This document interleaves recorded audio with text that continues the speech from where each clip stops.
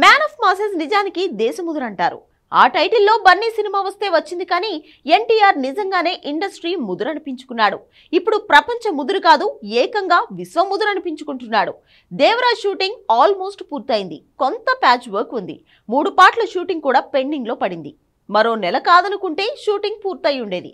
కానీ తారకే కావాలని దేవరకు బ్రేక్ వేశాడు. కారణం తెలిస్తే మ్యాన్ ఆఫ్ మాసెస్ అని ఎన్టీఆర్ ని ఎందుకంటారో అర్థమవుతుంది. అదేంటో మీరే చూసేయండి.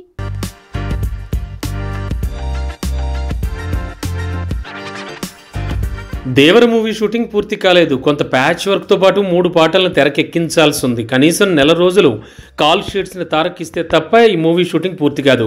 ఇలాంటి టైంలో ఉన్నపళంగా సినిమా షూటింగ్ ఆపేయించి హిందీ మూవీ వార్ 2 షూటింగ్లో జాయిన్ అవుతున్నాడు తారక్. ఈ నెల 12 అంటే శుక్రవారం నుంచి హిందీ మూవీ వార్ 2 షూటింగ్లో ఎన్టీఆర్ జాయిన్ కాబోతున్నాడు. Bollywood Greek god Hrithik Roshan man of the masses NTR combination సీన్లు శుక్రవారం నుంచే తీయబోతున్నారు. దేవర మూవీ రిలీజ్ వాయిదా పడ్డానికి, పెండింగ్ షూటింగ్ను సడన్గా ఆపి వార్ 2 షూటింగ్కి ఎన్టీఆర్ సిద్ధపడ్డానికి ఒకటే కారణం, అదే మార్కెట్. వార్ 2 సినిమా తీశాక లేదంటే వార్ 2 మూవీ తాలూకు అప్డేట్లు వస్తుంటే అప్పుడు నార్త్ మార్కెట్లో ఎన్టీఆర్కి భారీగా ప్రచారం దక్కుతుంది.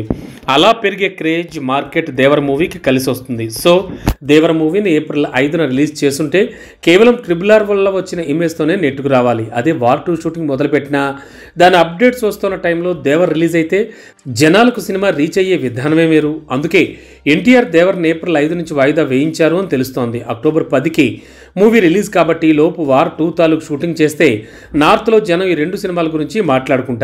అలా దేవర్కి ఫ్రీ పబ్లిసిటీతో పాటు మార్కెట్ కూడా దక్కుతుంది. అంతేనా, దేవర మూవీ హిందీ రైట్స్ కరణ్ జోహర్ కొనడం, ఇవన్నీ బాలీవుడ్ మార్కెట్లో తన సినిమా రీచ్ పెంచే ప్రయత్నమే. చరణ్ కానీ బన్నీ కానీ, ఆఖరికి ప్రభాస్ కూడా వెళ్ళని దారిలో నడుస్తున్నాడు తారక్. అందుకే ఈ ప్రపంచం ముదురుని ఇప్పుడు విశ్వముదురు అంటున్నారు.